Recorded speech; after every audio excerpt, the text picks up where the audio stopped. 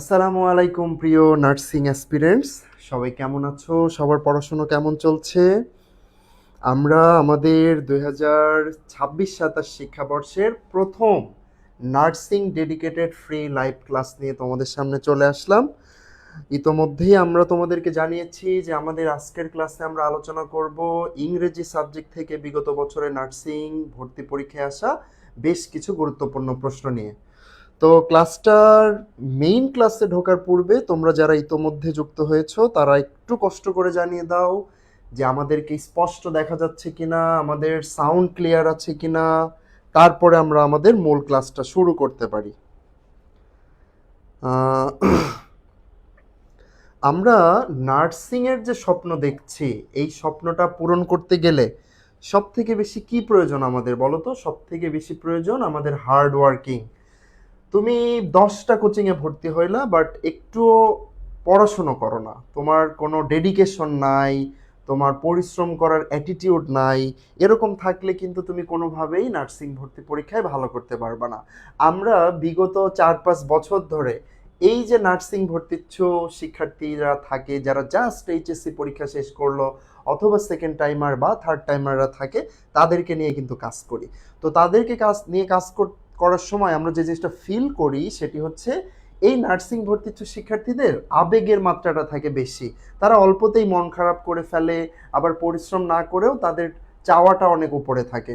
তো সেক্ষেত্রে সমস্যাটা হচ্ছে যে যখন যে কাজটা করা দরকার তারা সেই কাজটা করে না। যেমন দেখো, তোমরা তোমাদের ভর্তি পরীক্ষার পূর্বে সময় পাবা হাতে মোটামুটি 5 থেকে 6 মাস।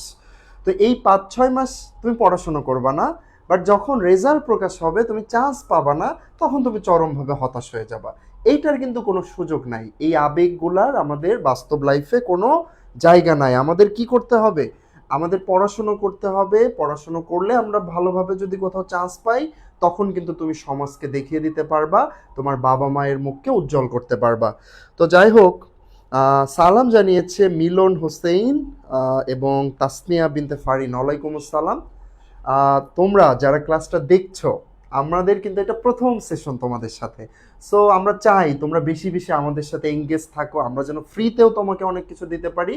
এবং যাদের আমাদের ফ্রি ক্লাসগুলোর কোয়ালিটি দেখে পছন্দ হবে, তারা অবশ্যই আমাদের মিশন নার্সিং 27 ব্যাচে যুক্ত হবা। তো এই জন্য তোমাদের কি করতে হবে? আজকের ক্লাসটা বেশি বেশি শেয়ার করতে হবে। তোমরা যত শেয়ার করবা, আমরা নতুন নতুন ফ্রি ক্লাস তোমাদের জন্য আয়োজন করার ক্ষেত্রে বেশি বেশি ইন্সপায়ার্ড হব। ঠিক আছে? আচ্ছা, সাবিকুন নাহার, নুসরাত জাহান, লোবনা আছো আমাদের সাথে, সোমাইয়া আফরোজ আছো, সবাই সালাম জানিয়েছো। ওয়ালাইকুম আসসালাম। তোমাদের এই কয়েকজনের কাছে যারা সালাম জানিয়েছো, এই 5 জনের কাছে আমার প্রশ্ন যে তোমরা কোন স্বপ্ন দেখছো? বিএসসি নার্সিং এর স্বপ্ন দেখছো, ডিপ্লোমা নার্সিং, নাকি মিডওয়াইফারি? এইটা একটু আমাকে জানাও, তারপরে আমরা আমাদের ক্লাসে প্রবেশ করি। তোমরা জানাতে জানাতে একটু অ্যাড করি, আমাদের আজকের ক্লাসে আমরা মূলত আলোচনা করব বিগত বছরে শুধুমাত্র ইংরেজি থেকে আসা কিছু গুরুত্বপূর্ণ প্রশ্ন। এই প্রশ্নগুলো সমাধান করলে আমাদের লাভ কি? প্রথম লাভ হচ্ছে আমরা কোন টাইপের প্রশ্ন আসে সেটা বুঝতে পারবো, অর্থাৎ তুমি প্রশ্ন প্যাটার্নটা ধরতে পারবা। এবং পরের লাভটা কি? প্রশ্নগুলো সমাধান করতে গিয়ে একটা জিনিস খেয়াল করবা, তোমরা নিজেরাও খেয়াল করবা যে প্রচুর রিপিট হয় নার্সিংয়ে। সো এই প্রশ্নগুলো ভালোভাবে যখন সমাধান করবা, এখান থেকেই কিন্তু প্রশ্ন কমন আসতে পারে।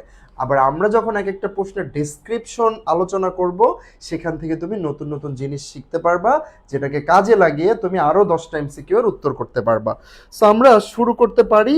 আচ্ছা, সাবিকুন নাহার বিএসসি নার্সিং পরীক্ষা দিবে, রোমানা ডিপ্লোমা নার্সিং, মিলন হোসেন বিএসসি নার্সিং পরীক্ষা দেবে। তোমাদের সবার জন্য শুভকামনা থাকলো। তাসনিয়াও বিএসসি পরীক্ষা দেবে। তাহলে যেটা দেখা যাচ্ছে, বিএসসিদের আধিক্য আছে, মিডওয়াইফারির কাউকে আমরা পেলাম না, দেখি পাওয়া যায় কিনা।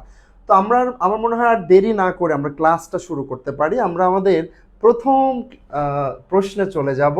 তোমাদের জন্য আমাদের আজকের প্রথম প্রশ্ন, সেটি হচ্ছে এই প্রশ্নটা। খেয়াল করো, সবাই আগে প্রশ্নটা ভালো করে পড়বা। আমাদের উপরে প্রশ্ন দেওয়া আছে, রাইট সাইডে অপশন দেওয়া আছে। সঠিক উত্তরটা অবশ্যই কমেন্টে জানাবা। যারা লাইভে যুক্ত আছো সবাই কমেন্টে সঠিক উত্তরটা জানাবা, এবং তোমরা সঠিক উত্তরটা জানানোর পরে আমরা এটার ব্যাখ্যা জানবো। তাহলে প্রশ্নে কি জানতে চেয়েছে? Fill in the blank with the correct adverb. তোমাকে অ্যাডভার্ব আইডেন্টিফাই করতে হবে এই সেন্টেন্সে কোনটা appropriate. Lata is a singer, she sings dash, সে কিভাবে গানটা গাইতেছে, বিউটিফুল, উইথ বিউটি, বিউটিফুলনেস নাকি বিউটিফুলি? তোমরা একটু কমেন্টে সঠিক উত্তরগুলো জানিয়ে দাও, তারপরে আমরা তোমাদেরকে বিস্তারিত বলবো যে আসলে তোমাদের সঠিক উত্তরটা কি হবে। 12 নম্বর প্রশ্ন, 1 নম্বর প্রশ্ন, আজকের প্রথম প্রশ্ন, সেটি হচ্ছে এখান থেকে শুরু হয়েছে, তাই না? এখান থেকে আমাদের প্রশ্নটা শুরু হয়েছে। Lata is a singer, she sings dash. Lata একজন গায়িকা, সে গান গায় কিভাবে, দ্যাটস দ্য কোশ্চেন, ঠিক আছে? সো সঠিক উত্তর জানাও। কেউ সঠিক উত্তর দিতে পারে না এখন পর্যন্ত। আমি কিন্তু সঠিক উত্তর জানতে চাচ্ছি। অপশন এ তে রয়েছে বিউটিফুল। বিউটিফুল মানে কি? সুন্দর। তারপরে রয়েছে উইথ বিউটি। উইথ বিউটি মানে কি? সুন্দর, মানে সৌন্দর্যের সাথে, ঠিক আছে, সৌন্দর্যের সাথে। বিউটিফুলনেস মানে কি? সৌন্দর্যতা বলতে পারো, যে একটা সুন্দরতা যেটাকে আমরা বলতে পারি সিম্পলি। তারপরে রয়েছে বিউটিফুলি, তাই না? বিউটিফুলি। আচ্ছা, সাবিকুর নাহার সবার আগে উত্তর করেছে, সরি তার আগে আবার নুসরাত জাহানও উত্তর করেছে, বলেছে বিউটিফুলি। দেখো এখানে ফ্যাক্ট হচ্ছে একটা গ্যাপে কি বসবে, কোন পার্টস অফ স্পিচটা বসবে, এটা জানার জন্য তোমাকে সকল পার্টস অফ স্পিচ সম্পর্কে ভালো আইডিয়া রাখতে হবে। এখানে বলেই দিয়েছে যে গ্যাপে বসবে অ্যাডভার্ব, সো তোমার বেশি চিন্তা করার দরকার নেই, জাস্ট অপশন চেক করো যে কোনটা অ্যাডভার্ব। তো অ্যাডভার্ব আসলে কাকে বলে আমরা কি জানি? দেখো তোমরা দুইটা বেসিক জিনিস একটু বোঝার চেষ্টা করো, একটা হচ্ছে অ্যাডজেক্টিভ আর একটা হচ্ছে অ্যাডভার্ব। এই দুইটার ভিতরে বেসিক পার্থক্য কি সবসময় মনে রাখবা। অ্যাডজেক্টিভ মূলত কাকে মডিফাই করে? নাউন বা প্রোনাউন। অর্থাৎ ফ্যাক্টটা কি দাঁড়ালো? অ্যাডজেক্টিভ নাউন বা প্রোনাউনের দোষ গুণ অবস্থা বোঝাবে, তাকে বিশেষায়িত করবে। নাউন বা প্রোনাউন কেমন, তারা তাদেরকে বিশেষায়িত করবে হচ্ছে অ্যাডজেক্টিভ। আর অ্যাডভার্ব কি করবে? অ্যাডভার্ব কাজ করবে শুধুমাত্র ভার্ব অথবা অ্যাডজেক্টিভের উপরে। কিসের উপরে? ভার্ব অথবা অ্যাডজেক্টিভের উপরে। অর্থাৎ একটা কাজ কিভাবে সংগঠিত হচ্ছে, বা তুমি একটা তোমার গুণের নাম বললা, যেমন সুন্দর, সুন্দর হচ্ছে একটা অ্যাডজেক্টিভ। কেমন সুন্দর? খুব সুন্দর। এই খুবটা হচ্ছে এখানে অ্যাডভার্ব। তাহলে আমরা কি জানলাম? যখন কোনো শব্দ নাউন বা প্রোনাউনকে বিশেষায়িত করে, তাদের দোষগুণ অবস্থা বোঝায়, তখন সে হচ্ছে অ্যাডজেক্টিভ। আর যখন কোনো শব্দ ভার্ব অথবা অ্যাডজেক্টিভকে বিশেষায়িত করে, তখন সে হচ্ছে অ্যাডভার্ব, ঠিক আছে? তাহলে আমরা এটা তো সেন্টেন্স পড়ে বুঝবো, তাই না? আর এমনিতে কি অ্যাডভার্ব চেনার কোনো উপায় আছে? হ্যাঁ, অ্যাডভার্ব চেনার উপায় আছে। তোমরা অনেকেই মনে করো যদি কোনো শব্দের শেষে এল ওয়াই যুক্ত থাকে তাহলে সেটাকে আমরা অ্যাডভার্ব বলবো, তাই না? বাট শুধুমাত্র এই এল ওয়াই দেখলে কিন্তু চোখ বন্ধ করে অ্যাডভার্ব বলা যাবে না। একটা সহজ সূত্র মনে রাখবা, সেটা হচ্ছে কি, নাউনের সাথে যদি এল ওয়াই যুক্ত থাকে তখন আমরা সেটাকে বলবো অ্যাডজেক্টিভ, আর যদি অ্যাডজেক্টিভের সাথে এল ওয়াই যুক্ত থাকে তখন আমরা সেটাকে বলবো অ্যাডভার্ব। এই সহজ নিয়মটা মনে রাখবা, এই এল ওয়াই যুক্ত যত সমস্যা আছে সব সমস্যা তুমি সমাধান করতে পারবা। তাহলে খেয়াল করো, এই যে বিউটিফুলি, বিউটিফুলির যে বিউটিফুল, বিউটিফুলের সাথে এল ওয়াই যুক্ত হয়েছে, তাহলে বিউটিফুল শব্দটা ইটসেলফ সে কিন্তু একটা অ্যাডজেক্টিভ। বিউটিফুল মানে সুন্দর, তাহলে অ্যাডজেক্টিভের সাথে যেহেতু এল ওয়াই যুক্ত হয়েছে, সো এটা চোখ বন্ধ করে অ্যাডভার্ব। তাহলে যারা সঠিক উত্তর বললা ডি, তাদের উত্তর সঠিক হয়েছে। ক্লিয়ার আমরা? ওকে, যারা সঠিক উত্তর দিয়েছো এবং আমাদের ক্লাসের সাথে এঙ্গেজ হয়েছো তাদেরকে অসংখ্য ধন্যবাদ। আমরা পরের প্রশ্নে চলে যাচ্ছি। পরের প্রশ্নে তোমাদের জন্য আসছে, দেখো এই প্রশ্নগুলো কিন্তু নার্সিং ভর্তি পরীক্ষায় আসা প্রশ্ন, এগুলো কিন্তু যেন তেন প্রশ্ন না। সো প্রশ্নগুলোকে আমাদের অবশ্যই গুরুত্বের সহিত দেখতে হবে। Which preposition is added after die to express sacrifice? এই যে ডাই শব্দটা পাইলা, মাথায় সেট করে নাও, যতদিন না নার্সিং ভর্তি পরীক্ষা শেষ হচ্ছে তুমি যেন ডাই শব্দটা ভুলে না যাও। কারণ অলমোস্ট প্রতি বছর প্রিপোজিশনের এই ডায়ের নিয়ম থেকে প্রশ্ন আসে। খুব সিম্পল জিনিস বাট গুলিয়ে যায়, কারণ ডায়ের আন্ডারে অনেকগুলো নিয়ম রয়েছে। বাট তুমি যদি নিয়মগুলো মনে রাখতে পারো তাহলে নার্সিং ভর্তি পরীক্ষায় 1 মার্কস কমন পাবা। আমরা কিন্তু ক্লাসের শুরুতেই বলেছিলাম যে তোমরা যারা 1 মার্ক 2 মার্ক কমন পেয়ে যাবা এই ক্লাস থেকে। তাহলে কিভাবে পাবা? দেখো, which preposition is added after die, তাহলে ডাই এর পরে কিভাবে সে মারা যাচ্ছে এর উপরে ভিত্তি করে ভিন্ন ভিন্ন প্রিপোজিশন বসে। যেমন কেউ ধরো মারা গেল তোমার হচ্ছে কিসের কারণে, রোড অ্যাক্সিডেন্টে মারা গেল, তাইলে ডাইয়ের পরে ভিন্ন একটা প্রিপোজিশন বসবে, যে ডাই ড্যাশ রোড অ্যাক্সিডেন্ট। আবার কেউ সুইসাইড করে মারা গেল, তখন ডাই এবং সুইসাইডের মাঝখানে ভিন্ন আরেকটা প্রিপোজিশন বসবে। তাহলে আমরা সুন্দর একটা রুলস তোমাদেরকে দেখাই, এই রুলসটা একটু দেখো, যেখানে একসাথে সবগুলা তোমরা পাবা। এই যে দেখতেছো ডাই, এই যে দেখতেছো ডাই, একটু ওয়েট করো, এই ডায়ের পরে অফ বসাবা কখন? যদি কোনো রোগে মারা যায়, যেমন ধরো ডায়েড অফ কলেরা, কেউ যদি কলেরা রোগে মারা যায় তাহলে ডায়ের পরে কি বসাবা? অফ। তাহলে একদম মাথায় সেট করে নাও, কোনো রোগে মারা গেলে আমরা কি করব? ডায়ের পরে বসাবো অফ। তারপরে দেখো বাই, বাই কখন বসাবা? দুর্ঘটনায় মারা গেলে, একটু আগে বললাম না রোড অ্যাক্সিডেন্ট। তারপরে দেখো ইচ্ছাকৃতভাবে, যেটাকে আমরা বলি সুইসাইড, হ্যাঁ সুইসাইড, কেউ যদি সুইসাইড করে বা দুর্ঘটনায় মারা যায় তখন আমরা ডায়ের পরে কোনটা বসাবো? বাই, ডাই বাই সুইসাইড, হ্যাঁ। আচ্ছা, তারপরে দেখো দেশে বা কোনো মহৎ উদ্দেশ্যে যদি কেউ মারা যায়, দেশের জন্য বা কোনো মহৎ উদ্দেশ্যে যদি মারা যায় তাহলে ডায়ের পরে বসে ফর। যেমন দেখো আমাদের ফ্রিডম ফাইটার্সরা বা যারা মুক্তিযোদ্ধা ছিলেন তারা দেশের জন্য জীবন দিয়েছিলেন, এইরকম সেন্সে যখন তুমি ডায়ের পরে প্রিপোজিশন বসাবা তখন বসবে ফর। তাহলে প্রশ্নে কি জানতে চেয়েছিল ভাইয়া?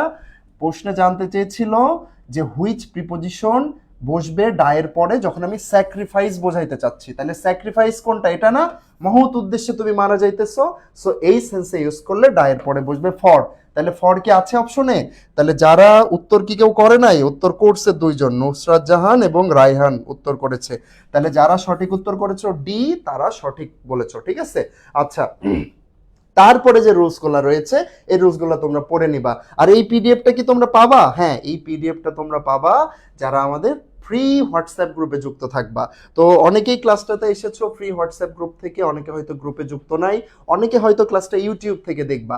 তো যারা ইউটিউব থেকে দেখবা তারা আমাদের ফার্স্ট কমেন্টে দেখবা আমাদের ফেসবুক পেজের লিঙ্ক দেওয়া আছে, তোমরা আমাদের পেজে নক করবা, নক করলেই আমরা তোমাদেরকে আমাদের ফ্রি গ্রুপের লিঙ্ক দিয়ে দিব, সেখানে গেলেই পিডিএফটা পেয়ে যাবা। আর এর বাইরে এই যে নিয়মটা বারবার বলছি, কোনোভাবেই যেন কেউ না ভুলো, এই রুলস থেকে অসংখ্য প্রশ্ন পাবা, বিশেষ করে প্রথম তিনটা বেশি ইম্পর্টেন্ট, অফ, বাই এবং ফ্রম, ঠিক আছে, ফর। ওকে, সো আমরা 3 নাম্বার প্রশ্নে চলে যাচ্ছি আজকে। নার্সিং ভর্তি পরীক্ষায় আসা তৃতীয় প্রশ্ন, সেটি হচ্ছে fill up the blank with the correct one. Iron is dash useful, iron is dash useful metal. কোন টপিক থেকে এসেছে ভাইয়া প্রশ্নটা? আর্টিকেল। বুঝতে পারলা তো? আগের দুইটা কোন টপিক থেকে আসছে? একটা আসছে প্রিপোজিশন থেকে, একটা আসছে পার্টস অফ স্পিচ থেকে, আবার আরেকটা প্রশ্ন পেয়ে গেলে আর্টিকেল থেকে। তাহলে বুঝতে পারতেছো তো কোন টপিক থেকে প্রশ্ন আসবে? ওকে, আই হোপ ক্লিয়ার সবাই। তাহলে আমরা একটু বোঝার চেষ্টা করি যে iron is dash useful metal এটাতে কি বসবে, বাট তার আগে তোমরা একটু সঠিক উত্তরটা জানিয়ে দাও। আমি তোমাদের সঠিক উত্তর দেখব, তারপরে আমি এটার ব্যাখ্যা অংশে যাব, কারণ তোমাদের এই ক্লাসে এঙ্গেজ হতে হবে। আমি ক্লাসের শুরুতেই বলেছিলাম যে তোমরা যদি বেশি বেশি কমেন্ট করো, বেশি বেশি শেয়ার করো, আমরা চেষ্টা করব প্রতিদিন তোমাদের জন্য ক্লাস রাখার। কারণ তোমরা জাস্ট এইচএসসি পরীক্ষা শেষ করলা, তোমাদের অনেক কিছু বোঝার রয়েছে, তোমাদের বুঝতে হবে যে নার্সিং ভর্তি পরীক্ষায় প্রশ্ন কোথা থেকে আসে, কেমনে আসে, কিভাবে পড়লে আমরা ভালো করতে পারবো, তারপরে মেইন পড়াশোনাটা শুরু করবা। আর কিছু না বুঝেই একদম গরুর মতো বই নিয়ে বসে পড়লা যে এই 10টা বই আমি একদম হিফজ করে ফেলবো, তাহলে কিন্তু হবে না, ঠিক আছে। তাহলে সঠিক উত্তর কে কে জানিয়েছে? সঠিক উত্তর জানিয়েছে রায়হান ফেরদৌস রুমি, বলেছে বি। এই রায়হান তাসমিয়া বলেছে এ, নুসরাত জাহান বলেছে এ, তাসনিয়া ফারিনো বলছে এ। ওকে, সো আমরা একটু বোঝার চেষ্টা করি। অ্যাকচুয়ালি ইউজফুল, তাই না? এই যে ইউজফুল শব্দটা তোমরা দেখলা, ইউজফুল, নর্মালি আমরা কি রুলস জানি যে কোনো একটা ভাওয়েলের পূর্বে অ্যান বসে, তাই না? কোনো একটা ভাওয়েলের পূর্বে অ্যান বসে, যেহেতু ইউ একটা ভাওয়েল সো এর পূর্বেও অ্যান বসা উচিত, তাই না? বাট এইখানে একটা এক্সেপশনাল রুলস রয়েছে। কি বললাম? Exceptional rules. এক্সেপশনাল বা ব্যতিক্রমী রুলস থেকে সবসময় ভর্তি পরীক্ষায় প্রশ্ন বেশি আসে, শুধুমাত্র আর্টিকেল নয়, অন্য যে কোনো টপিকের এক্সেপশনাল রুলস থেকে বেশি বেশি প্রশ্ন আসে। সো যেখানেই তোমরা এক্সেপশনাল রুলস পাবা সেটা সবার আগে পড়বা, মনে করে রাখবা যে এখান থেকে প্রশ্ন আসবে বেশি। সো এই রুলসটা নিশ্চয় সবাই জানো, সহজ একটা রুলস, যে ইউ এর উচ্চারণ যদি ইউ এর মতোই হয় তাহলে তার পূর্বে সবসময় অ্যান না বসে তার পরিবর্তে এ বসবে। যদিও বসার কথা ছিল অ্যান, বাট অ্যান বসবে না, বসবে এ। কেন বসবে? কারণ ইউ এর উচ্চারণ ইউ এর মতোই হয়েছে। এরকম হয়েছে। তাহলে এই প্রশ্নের উত্তর তো আমরা জানলাম। আমরা এরকম আর কি কি শব্দ আছে একটু দেখার চেষ্টা করি। এই দেখো সুন্দর করে দেওয়া আছে ইউনিফর্ম, যদি দেখো ইউনিফর্ম আছে তারপরে বসাবা এ, যদি দেখো ইউনিট বসাবা এ, ইউজার এ, ইউজফুল এই যে এখানে তো ইউজফুল পাই না, ইউনিয়ন যদি ইউনিয়ন দেখো তাইলেও বসাও এ, তারপরে কি ইউনিকর্ন, হ্যাঁ ইউনিকর্ন, ইউজফুল, ইউনিভার্সিটি এটা বাদ গিয়েছে, ইউনিভার্সিটি, হ্যাঁ। সো এই ধরনের ওয়ার্ড যখনই পাবা তখন আগে এন না বসিয়ে বসাবা এ। আচ্ছা তোমরা একটু বলো তো আমব্রেলা, আমব্রেলার পূর্বে কি বসবে, আমব্রেলার পূর্বে কি বসবে একটু কমেন্টে জানাও যারা ক্লাসটা দেখছো, আমব্রেলার পূর্বে কি বসবে। আমব্রেলা এই শব্দটাও শুরু হয়েছে ইউ দিয়ে, তার পূর্বে কি এ বসবে নাকি অ্যান বসবে, দেখি তোমরা কোনটা বলো, একটু দ্রুত কমেন্ট করো, আমাদের পরের প্রশ্নে যেতে হবে, দ্রুত সময়ের ভিতরে কমেন্ট করতে হবে, হ্যাঁ। সো আমার প্রশ্ন ছিল যদি কোনো শব্দ থাকে আমব্রেলা তার পূর্বে তুমি কোন প্রিপোজিশনটা বসাবা, এ নাকি অ্যান, দ্রুত একটু দ্রুত কমেন্ট করতে হবে।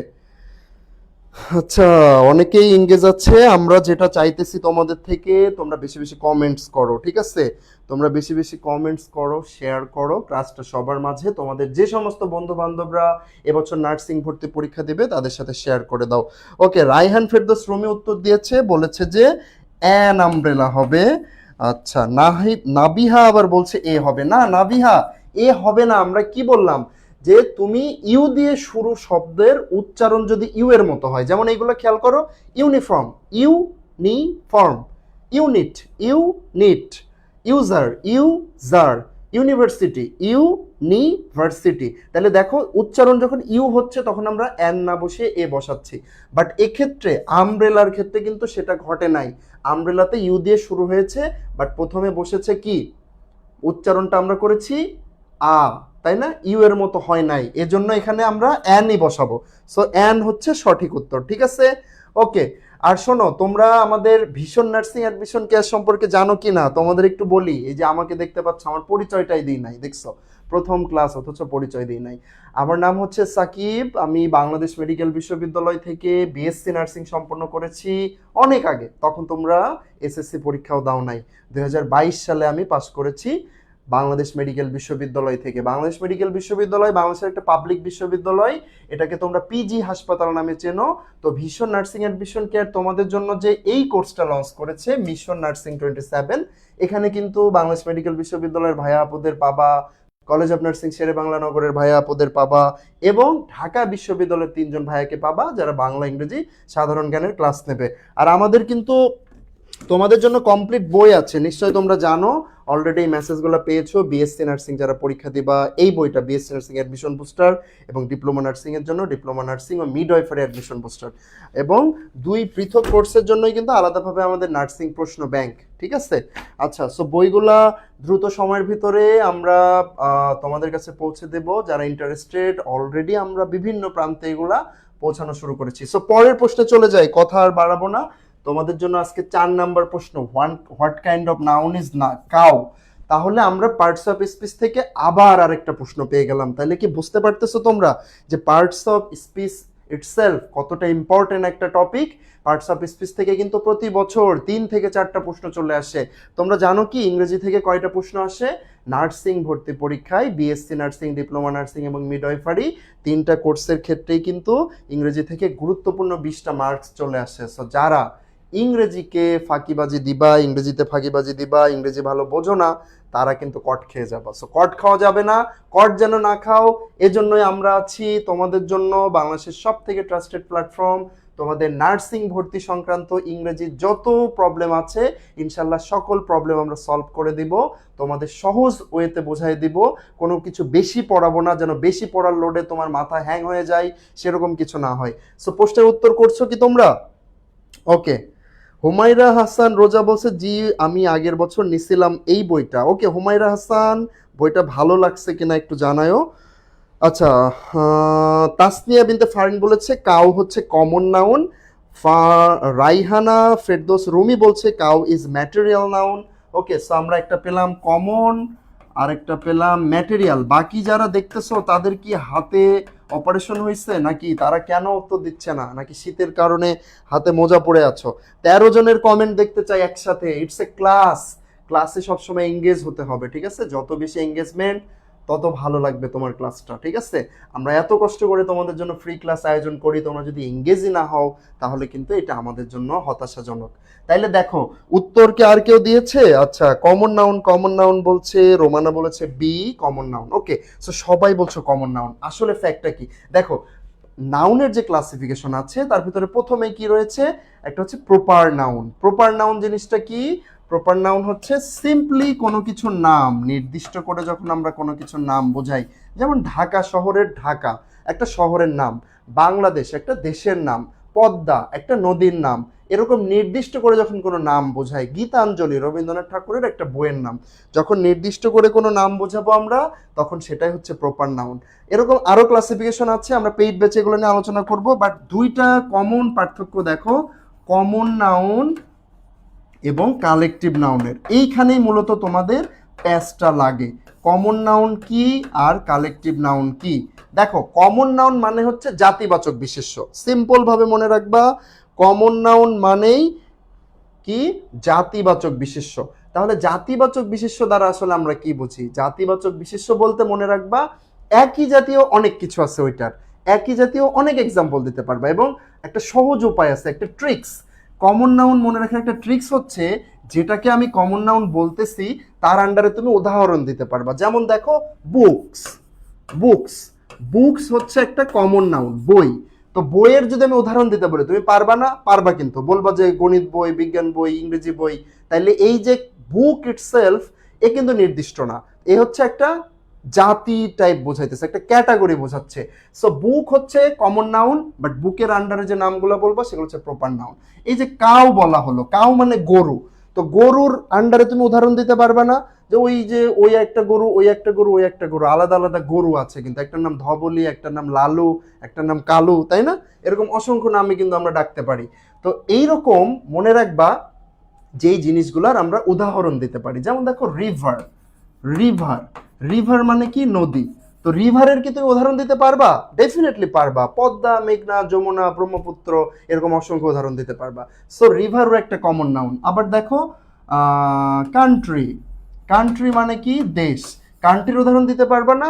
পারবা, কিন্তু বাংলাদেশ, ভারত, ভুটান। কিন্তু আমি যদি বলি বাংলাদেশ, এটা তো একটা দেশের নাম, but not common noun. Bangladesh হচ্ছে একদম প্রপার নাউন, ঠিক আছে? আর কালেকটিভ নাউন কি? সমষ্টিবাচক বিশেষ্য। সমষ্টিবাচক বিশেষ্য দ্বারা আমরা কি বুঝতেছি? সমষ্টিবাচক বিশেষ্য হচ্ছে যে বিশেষ্য গঠন করতে একাধিক বস্তু বা ব্যক্তির প্রয়োজন হয়। যেমন দেখো, টিম, টিম মানে কি? দল। কখনোই একা একটা টিম গঠন করা যায় না, টিম গঠন করতে ডেফিনেটলি একাধিক ব্যক্তি লাগবে, ঠিক আছে? কমিটি, কমিটি কখনো একা গঠন করা যায় না, কমিটি করতে একাধিক ব্যক্তি লাগবে। তো ক্রাউড, ক্রাউড মানে কি? ভিড়, ভিড় কখনো একা করা যায় না, অনেক মানুষের প্রয়োজন হয়। সো বুঝতে পেরেছো আশা করি। সো সঠিক উত্তর কি হবে কাউয়ের? কাউয়ের সঠিক উত্তর হচ্ছে কমন নাউন। কাউয়ের মতো আর কি কি আছে? ইনফ্যান্ট, পিপল, হ্যাঁ, এগুলো সব হচ্ছে কমন নাউন। তাহলে আমরা চলে যাই পরের প্রশ্নে, আজকের পঞ্চম প্রশ্ন, সেটি হচ্ছে find the synonym of the word inevitable. আচ্ছা, একটু সঠিক উত্তর সবাই জানাক, তারপরে আমরা এটার আলোচনায় চলে যাই। সঠিক উত্তর সবাই জানাক, আমরা আলোচনায় চলে যাই। সবাই একটু 5 নাম্বার প্রশ্নের উত্তরটা জানিয়ে দাও। ওকে, ফারহানা, রাইহানা বলছে কমন নাউন এবং কালেকটিভ নাউন বুঝতেই সমস্যা হয়। হ্যাঁ রাইহানা, আমি কিন্তু সেটাই তোমাদের বলছিলাম। তো এই জিনিসটা সবাই একটু ভালো করে চেষ্টা করবা মনে করার জন্য, ঠিক আছে? এটা কিন্তু আমাদের ডেফিনেটলি মনে রাখতে হবে। সো এই 5 নাম্বার প্রশ্নের উত্তরটা করো সবাই, তারপরে আমরা আলোচনায় চলে যাই। এই প্রশ্নের উত্তর হয়তো অনেকে পারবা না, কারণ এটা হচ্ছে অ্যাকচুয়ালি অ্যান্টোনিম সিনোনিম। মনে রাখবা, নার্সিং ভর্তি পরীক্ষায় অ্যান্টোনিম বা বিপরীত শব্দ থেকে একটা প্রশ্ন মাস্ট আসবে, আরেকটা হচ্ছে সিনোনিম বা সমার্থক শব্দ থেকে আরেকটা প্রশ্ন মাস্ট আসবে। টোটাল 2টা প্রশ্ন তুমি পাবা অ্যান্টোনিম এবং সিনোনিম থেকে, এবং এই অংশটা খুবই কঠিন, কমন পড়ার সম্ভাবনা কম থাকে। সো আমাদের কি করতে হবে? বিগত বছরে আমাদের নার্সিং ভর্তি পরীক্ষায় অ্যান্টোনিম সিনোনিম থেকে যে প্রশ্নগুলো এসেছে সেগুলো পড়তে হবে, মেডিকেল ভর্তি পরীক্ষায় যেগুলো এসেছে সেগুলো পড়তে হবে, বিভিন্ন বিশ্ববিদ্যালয়ে যেগুলো এসেছে সেগুলো পড়তে হবে, ইনশাল্লাহ এখান থেকে কমন পাবা। তাহলে দেখো, ইনইভাইটেবল শব্দের মূল অর্থ হচ্ছে অবিসম্ভাবী। হ্যাঁ, অবিসম্ভাবী মানে যেটা অবশ্যই ঘটবে, ইনএভিটেবল, অবশ্যই ঘটবে, তুমি কোনোভাবেই সেটা বাদ দিতে পারবে না। তাহলে আমরা একটু দেখি তো, আনসার্টেইন মানে কি? অনিশ্চিত, নিশ্চিত না তুমি। আর ইনএভিটেবল মানে কি বললাম? অবিসম্ভাবী, অবশ্যই ঘটবে, মানে শিওরলি ঘটবে। আর আনসার্টেইন মানে অনিশ্চিত, তাইলে এটা তো অবশ্যই সিমিলার হইল না, তাই না? তাইলে আমাদের জানতে হবে কি সিমিলার কোনটা। তারপরে বলতেছে ডাউটফুল, ডাউটফুল মানে কি? যেখানে ডাউট আছে, সন্দেহ আছে, তাহলে এটাও তো কোনোভাবেই হবে না। তারপরে দেখো রিলায়েবল, রিলায়েবল মানে কি? একটা মানে বিশ্বাসযোগ্য, তাই না? রিলায়েবল মানে বিশ্বাসযোগ্য, বিশ্বাসযোগ্যর সাথে অবিসম্ভাবীর কোনো সম্পর্ক নাই ওই রকম কানেক্টেড, ঠিক আছে? সো এটাও হবে না। বাট সি নাম্বার অপশনটা চেক করো তো, আনঅ্যাভয়েডেবল মানে কোনোভাবেই তুমি অ্যাভয়েড করতে পারবে না, কোনোভাবেই তুমি বাদ দিতে পারবে না, অর্থাৎ অবশ্যই সেটা হবে। একটা আনঅ্যাভয়েডেবল ফিউচার, অবশ্যই ওই ফিউচারের কাছে তোমার পৌঁছাইতেই হবে। তাহলে অবিসম্ভাবী এবং আনঅ্যাভয়েডেবল সেম, অ্যাভয়েড করতে পারতেছো না, অবশ্যই ঘটবে সেটা। সো সঠিক উত্তর হচ্ছে সি। যারা সি উত্তর করেছো, এই তো সি উত্তর করেছে সাবিকুন। আচ্ছা, অনেকে উত্তর দিয়েছো ডাউটফুল। কেন তোমরা ডাউটফুল বলতেছো? ডাউটফুল মানে যেখানে ডাউট আছে, আর আমাদের ইনএভিটেবল মানে কি? অবিসম্ভাবী, ঘটবে, আর ওখানে রয়েছে ডাউট। একটা জায়গায় রয়েছে ডাউট, আর একটা বলতেছে অবশ্যই ঘটবে। তাহলে দুটো তো কমপ্লিটলি ডিফারেন্ট। তাহলে বি কিন্তু সঠিক উত্তর না, এই ভুলটা করা যাবে না। সঠিক উত্তর হচ্ছে সি। আমরা পরের প্রশ্নে চলে যাই। পরের প্রশ্ন তোমাদের জন্য, much dash been said in the new report. New রিপোর্টে, হ্যাঁ, নতুন যে রিপোর্টটা প্রকাশিত হয়েছে সেখানে much been said in the new report, তাহলে কি হবে? এই প্রশ্নের উত্তরটা একটু জানিয়ে দাও, তারপরে আমরা সমাধান করি। এই প্রশ্নের উত্তরটা জানিয়ে দাও, তারপরে আমরা সমাধান করি। Much dash been said in the new report, was, were, have নাকি হ্যাজ? কোনটা হবে? কোনটা হবে? ওকে, কোনটা হবে দ্রুত কমেন্ট করো, তারপরে আমরা এটা রুলসটা জানবো। ওকে ওকে ওকে,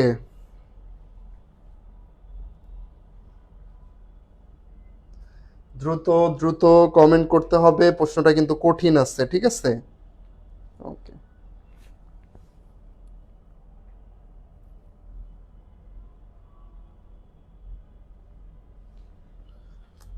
আচ্ছা, কমেন্ট করেছো একজন সি, সি নাম্বারে কি আছে? হ্যাভ, তাই না? একজন বলছো ডি। আচ্ছা, আমরা একটু দেখার চেষ্টা করি। তোমরা দেখো, ওয়াজও হবে না, ওয়ারও হবে না। এইটা আসলে কি আছে? মাস ড্যাশ বিন সেইড। যদি বিন থাকে, বিনের পরে ভার্বের থার্ড ফর্ম থাকে, দ্যাট মিন্স এটা একটা প্যাসিভ সেন্টেন্স, তাই না? অ্যাক্টিভ সেন্টেন্স নাকি প্যাসিভ? বলো, প্যাসিভ। সেম, যদি এটা অ্যাক্টিভ হইতো তাহলে কি হইতো? হ্যাভ বা হ্যাজ হইতো, তারপরে বিন আসতো না, ভার্বের থার্ড ফর্ম থাকতো। বাট যেহেতু একটা বিন প্রেজেন্ট, দ্যাট মিন্স এটা অবশ্যই প্যাসিভ। বাট কোন টেন্সের প্যাসিভ এটা? অবশ্যই প্রেজেন্ট ইনডিফিনিটও না, পাস্ট ইনডিফিনিটও না। এটা ডেফিনেটলি কোনটা? এটা ডেফিনেটলি হবে পাস্ট পারফেক্ট বা প্রেজেন্ট পারফেক্ট। তাহলে এখানে অপশনে দেখতেছো পাস্ট পারফেক্টের কোনো জায়গায় নাই, তাহলে ডেফিনেটলি এটা প্রেজেন্ট পারফেক্টের একটা প্যাসিভ ফর্মে আছে। তাহলে আমরা বুঝলাম। তো এখন তোমার যেটা জানতে হবে সেটা হচ্ছে যে প্যাসিভের পরে, হ্যাঁ, প্যাসিভ সেন্টেন্সে এই হ্যাভ বা হ্যাজ কোথায় বসে।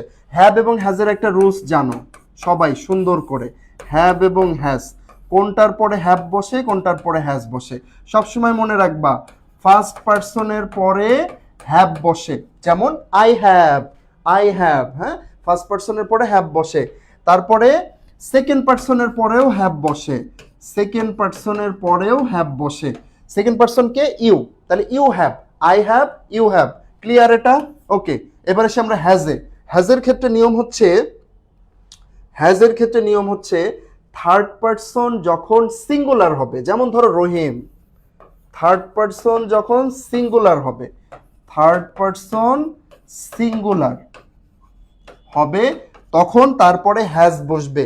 বাট যদি থার্ড পার্সন প্লুরাল হয়, তখন তারপরে বসবে হ্যাভ। হ্যাঁ, থার্ড পার্সন প্লুরাল হলে তারপরে বসবে হ্যাভ। তাইলে রহিমের পরে বসবে হ্যাজ, আর দে, দের পরে বসবে হ্যাভ। তোমরা এরকম পড়ছো না, they have done the job. They, they মানে কি? দে হচ্ছে থার্ড পার্সন এবং দে মানে অনেকজন, তাহলে দে হচ্ছে প্লুরাল। তাহলে থার্ড পার্সন প্লুরালের পরে বসবে হচ্ছে হ্যাভ, আর থার্ড পার্সন সিঙ্গুলারের পরে বসবে থার্ড, এই হচ্ছে হ্যাজ। তাহলে এখন বলো যে এই মাসের পরে হ্যাভ বসবে নাকি হ্যাজ বসবে? তাহলে অবশ্যই তোমার বুঝতে হবে যে মাসটা কি সিঙ্গুলার নাকি প্লুরাল। তো অবশ্যই থার্ড পার্সন।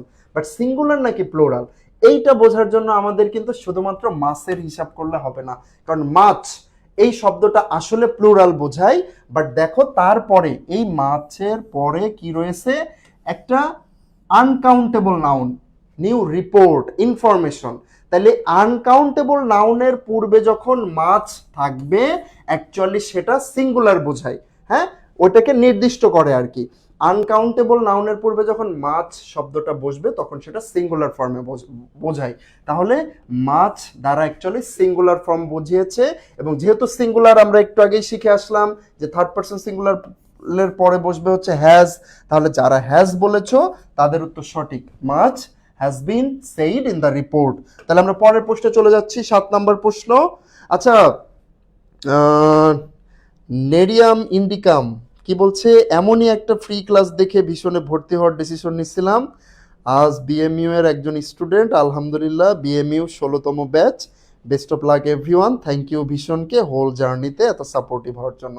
আচ্ছা, নেরিয়াম ইন্ডিকাম খুব সম্ভবত নামটা একটু প্রতীকী নাম তোমার, তো আসলেই তাই। দেখো যখন সরকারি নার্সিং কলেজে চান্স মিস করেছিলা তুমি, আমরা একটা বড় ব্যাচ রান করেছিলাম ওই সময়, এবং তাদের সবাই অনেক স্টুডেন্টকে আমরা বাংলাদেশ মেডিকেল বিশ্ববিদ্যালয়ে চান্স পাইতে সক্ষম হয়েছিলাম। সো আই হোপ এবছরও যারা লাইভটা দেখছো তোমরা অনেকেই আমাদের উপরে কনফিডেন্স রাখবা, আমাদের উপরে আস্থা রাখবা।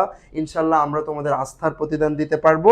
এবং মনে রাখতে হবে বাংলাদেশের সর্বনিম্ন মূল্যে আমরা নার্সিংয়ের কোর্স করাচ্ছি, যেখানে অন্যান্য প্ল্যাটফর্ম 10,000, 15,000, 20,000 টাকা পর্যন্ত নিচ্ছে, আমরা সর্বনিম্ন মূল্যে, সেটা কত, মাত্র 3,000 টাকা, 2,000 টাকা ছাড়ে। আমাদের কোর্স ফি কিন্তু ছিল আগে 5,000 টাকা, বাট শুধুমাত্র তোমাদের কথা চিন্তা করে আমরা আগস্ট মাসের জন্য 2,000 টাকার একটা অফার ঘোষণা করেছি, 3,000 টাকায় তোমরা ভর্তি হতে পারবা, ঠিক আছে, একটা পেইড ব্যাচে। সো যারা ইন্টারেস্টেড তারা যুক্ত হতে পারো আমাদের সাথে। সো 7 নম্বর প্রশ্নে আমরা চলে যাচ্ছি, the superlative form of the adjective popular. পপুলারের সুপারলেটিভ ফর্ম কি? এই যে ডিগ্রি অংশ থেকে কিন্তু প্রশ্ন আসে পরীক্ষায়, মনে রাখবা ডিগ্রি অংশ থেকে প্রশ্ন আসে, এবং মোস্ট অফ দ্য কেস এই ধরনের ওয়ার্ডের ডিগ্রি পরিবর্তন, কোনটা পজিটিভ, কোনটা কম্পারেটিভ, কোনটা সুপারলেটিভ, এই ফরম্যাট থেকে আসে। তো তাহলে আমরা একটু বোঝার চেষ্টা করি যে আমরা কিভাবে মনে রাখবো। সিম্পল একটা জিনিস মনে রাখো, যে নর্মাল শব্দের যে সিলেবল আছে, ওয়ার্ডকে আমরা সিলেবল আকারে, মানে উচ্চারণের যে ভাগ, যেমন দেখো বিউটিফুল, একবার বলতেছি বিউটি আর একবার বলতেছি ফুল। আর আমি যদি বলি বিগ, একবারেই শেষ, তাহলে একটা শব্দ উচ্চারণ করার সময় যতগুলো ভাগ থাকে প্রত্যেকটা ভাগকে বলে সিলেবল। 1 সিলেবল বিশিষ্ট শব্দ, 2 সিলেবল বিশিষ্ট শব্দ। তো যখন কোনো শব্দ 1 সিলেবল বিশিষ্ট হবে, যেমন আমরা কি বলবো, একটা 1 সিলেবল বিশিষ্ট শব্দ তোমরা কমেন্ট করো, আমরা সেটার করতে পারি। 1 সিলেবল বিশিষ্ট একটা শব্দ তোমরা কমেন্ট করো, আমরা সেইটার ডিগ্রি ভাগ করতে পারি। দ্রুত তোমরা যেটা বলবো আমরা সেটা নিয়ে কাজ করব। ওকে, সবাই কমেন্ট করতেছে, সবার একটু রেসপন্স বাড়ছে, ভেরি গুড। এটা আমরা তোমাদের থেকে এটাই চাইতেছি, তোমরা বেশি বেশি রেসপন্সিভ হও, কারণ তোমরা যত রেসপন্সিভ হবা আমাদের কিন্তু ততই উপকার হবে। ওকে,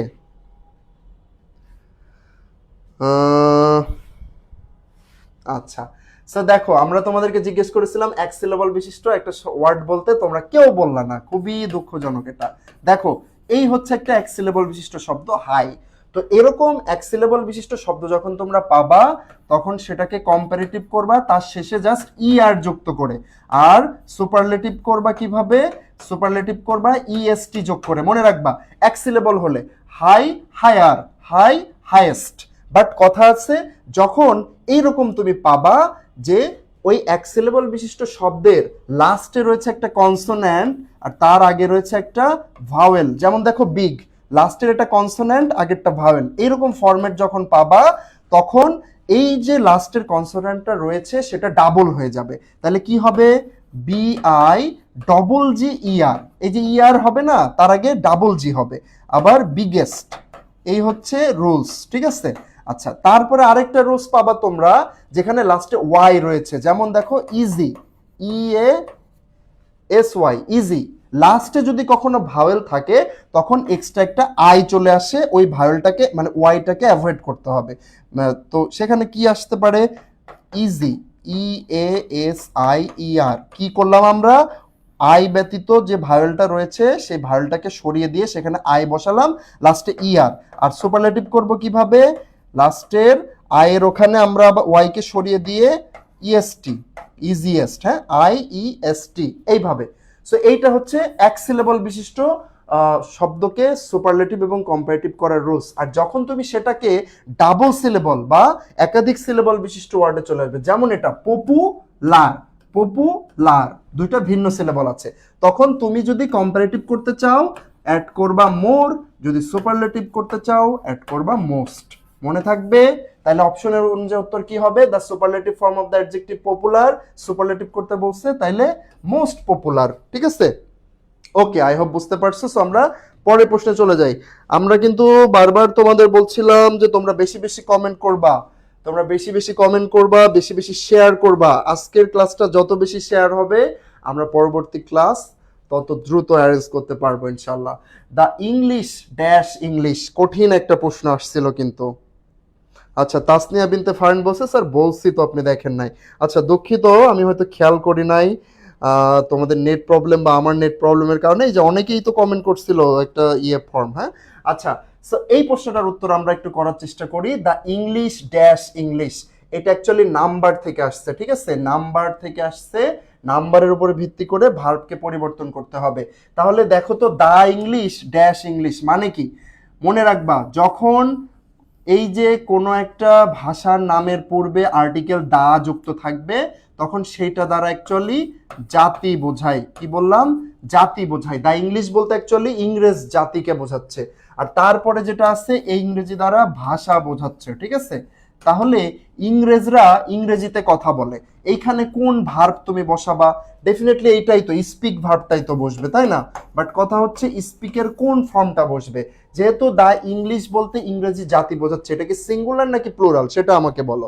ইংরেজ এটা কি সিঙ্গুলার নাকি প্লুরাল? ইংরেজ এটা কিন্তু পুরা ইংরেজি জাতিকে বোঝাচ্ছে, তাই না? সো এটা অবশ্যই মানে plural. Just like people, people দ্বারা আমরা কি বোঝাই? মানুষ, কিন্তু অনেক মানুষ বোঝাই। কিন্তু ঠিক একইভাবে ইংরেজি জাতি বোঝাচ্ছে, ইংরেজি জাতি সবাই। তাহলে এটা যেহেতু প্লুরাল, আমরা কি জানি থার্ড পারসন যদি সিঙ্গুলার হয় তাহলে ভার্বের সাথে এস বাই এস যুক্ত হয়, বাট যদি প্লুরাল হয় এস বাই এস কিছুই যুক্ত হয় না। তাহলে কি হবে? দ্য ইংলিশ স্পিক্স ইংলিশ হবে নাকি দ্য ইংলিশ স্পিক ইংলিশ হবে? দেখি তোমরা কি বলো। আচ্ছা, কি বলো তোমরা দেখি, কমেন্ট করতেছে অনেকেই। কমেন্ট কমেন্ট আমি একটু দেখি কমেন্টগুলো কি করছে। আচ্ছা, একজন কিন্তু বলেছে ডি। আচ্ছা, একজন বলেছে ডি। দেখো আমি জানতাম তোমরা কনফিউজড হবা এখানে। সো আমরা কি বললাম? যেহেতু এটা থার্ড পারসন প্লুরাল, সো আমাদের এখানে বি হচ্ছে সঠিক উত্তর। দ্য ইংলিশ স্পিক ইংলিশ, ঠিক আছে, not English speaks English. Clear? তাহলে আমরা টাইম না নেই, পরের প্রশ্নে চলে যাইতেছি। 9 নম্বর প্রশ্ন। তবে 9 নম্বর প্রশ্নে যাওয়ার আগে তোমাদেরকে আবার মনে করিয়ে দিতে চাই, কালকে ঠিক এই সময়ে কিন্তু আবারও একটা ফ্রি লাইভ সেশন নিয়ে আমরা আসবো তোমাদের সামনে। তোমরা অবশ্যই ক্লাসে যুক্ত থাকবা। এই ক্লাসের পিডিএফটাও আমাদের হোয়াটসঅ্যাপ গ্রুপে পেয়ে যাবা। যারা আমাদের হোয়াটসঅ্যাপ গ্রুপে যুক্ত নাই তারা অবশ্যই যুক্ত হবা। যারা ইউটিউব থেকে ক্লাসটা দেখছো, আমাদের ডেসক্রিপশনে ফেসবুক পেজের লিঙ্ক দেওয়া আছে, ফেসবুকে ইনবক্স করবা। He has just arrived, the word just is, আবারও পার্টস অফ স্পিচ থেকে প্রশ্ন। তাইলে এই প্রশ্নের উত্তরটা কি হবে খেয়াল করে একটু। হি হ্যাজ জাস্ট অ্যারাইভড, জাস্ট। তাহলে আমরা কি বলছিলাম আগে? সে কি অ্যাডজেক্টিভ হবে নাকি অ্যাডভার্ব হবে, এটা বোঝার জন্য আমাদের কি করতে হবে? যে সে, এই যে জাস্ট, সে মাত্রই পৌঁছালো, তাই না? এই শব্দের অর্থ তো এটা, সে মাত্রই, মাত্রই পৌঁছালো। একটা হচ্ছে পৌঁছালো আর একটা হচ্ছে সে। তাহলে আমরা কি বলছিলাম? যখন কোনো একটা ওয়ার্ড নাউন বা প্রোনাউনকে বিশেষায়িত করে তখন সে হচ্ছে অ্যাডজেক্টিভ, আর যখন একটা ওয়ার্ড ভার্ব অথবা অ্যাডজেক্টিভকে বিশেষায়িত করে তখন সে হচ্ছে অ্যাডভার্ব। তাহলে মাত্রই এর সম্পর্ক আসলে কার সাথে? শেষ সাথে নাকি পৌঁছালোর সাথে? তুমি বলো তো, মাত্রই পৌঁছালো নাকি মাত্রই সে? মাত্রই পৌঁছালো নাকি মাত্রই সে? ডেফিনেটলি এখানে পৌঁছানোর সাথেই মাত্রই সম্পর্ক। এই যে অ্যারাইভড, এটা একটা ভার্ব, এই ভার্বের সাথে যেহেতু তার কানেকশন, এই জন্য এই হচ্ছে অ্যাডভার্ব। তাহলে 9 নাম্বার প্রশ্নের সঠিক উত্তর কি? Adverb, C number. সঠিক উত্তর হচ্ছে সি নাম্বার, অ্যাডভার্ব। ঠিক আছে, আচ্ছা আমরা চলে যাই পরের প্রশ্নে। আমাদের আজকের শেষ প্রশ্ন তোমাদের জন্য, past participle form of the word cost. সহজ একটা প্রশ্ন, নার্সিং এ কিন্তু এরকম ওয়াও ওয়াও সুন্দর সুন্দর ইয়াম্মি ইয়াম্মি প্রশ্ন আসে যেগুলো অনেক সহজ, বাট তোমরা কি করো জানো, পরীক্ষার হলে এই সহজ প্রশ্নগুলাই ভুল করে বসো। তাহলে দেখো তো কি উত্তর হবে, এটা past participle form of the word cost. উত্তরটা হবে, উত্তরটা কি হবে বলো, উত্তরটা হবে অ্যাকচুয়ালি নো চেঞ্জ। আমি একটু আগে বলছিলাম এক্সেপশনাল কিছু রুলস আছে। তো এই যে প্রশ্নটা দেখতে পাচ্ছ, ভার্বের পরিবর্তন, ভার্বের প্রেজেন্ট ফর্ম থেকে পাস্ট ফর্ম, ভার্বের প্রেজেন্ট ফর্ম থেকে পাস্ট ফর্ম, এই জাতীয় জায়গা থেকে প্রচুর প্রশ্ন আসে এবং এক্সেপশনাল জায়গা থেকে প্রশ্ন বেশি আসে। তো এরকম বেশ কিছু ভার্ব রয়েছে যাদের আসলে কোনো চেঞ্জ হয় না, প্রেজেন্ট ফর্ম বা পাস্ট ফর্মে কোনো চেঞ্জ হয় না। একটু আমরা খেয়াল করি, এই দেখো সুন্দর কয়েকটা নাম দেয়া রয়েছে। এই ভার্বগুলা একদম কি বলবো, একদম বিসমিল্লাহ বলে শুরু করবা, কোনোভাবেই যেন সে মানে না ভুলো, একদম ঠোঁটের মাথায় থাকবে। Cut, put, hit, hurt, let, set, shut, cost, cast, burst, spread, pet, broadcast, read. এই কয়েকটা ভার্ব, এদের present indefinite form, past form এবং পাস্ট পার্টিসিপল ফর্মে কোনো ধরনের চেঞ্জ হয় না। তিনটা ফর্ম সেম থাকে, ঠিক আছে, তিনটা ফর্ম সেম থাকে, নো চেঞ্জ। তাহলে এই ভার্বগুলো মনে রাখবা, তোমাদের খাতায় প্রয়োজনে নোট করে নাও। এগুলা কিন্তু যে কোনো সময় তোমাদের পরীক্ষায় চলে আসতে পারে এবং নার্সিং ভর্তি পরীক্ষা এই জায়গা থেকে বেশি বেশি প্রশ্ন আসে, সো এটা ভালো করে পড়তে হবে, ঠিক আছে। আচ্ছা, বুঝতে পেরেছো, অনেকেই উত্তর সি করেছো, তার মানে তোমরা পড়াশোনা করো। আচ্ছা, তো এই কিন্তু ছিল আমাদের ক্লাসের আজকের পূর্ণাঙ্গ অংশ, ঠিক আছে, এই ছিল আমাদের ক্লাসের পূর্ণাঙ্গ অংশ। তোমাদের ক্লাসটা কেমন লেগেছে জানাও, আর তোমাদের জন্য এরকম আমরা আরো ক্লাস আয়োজন করব কিনা সেটাও জানাবা। অবশ্যই আমাদের ফ্রি ব্যাচে যুক্ত থাইকো। আর আমাদের যে মিশন নার্সিং 27 ব্যাচ তোমাদের জন্য ডেডিকেটেড ভাবে আমরা তৈরি করেছি, মাত্র 3000 টাকায় পেইড ব্যাচে পূর্ণাঙ্গ প্রস্তুতি উইথ আমাদের বই। এই যে এত এত বই, এই বইগুলো পেয়ে যাবা একদম বাংলাদেশের টপ রেটেড প্রতিষ্ঠানগুলোর ভাইয়াদের পেয়ে যাবা মেন্টর হিসাবে।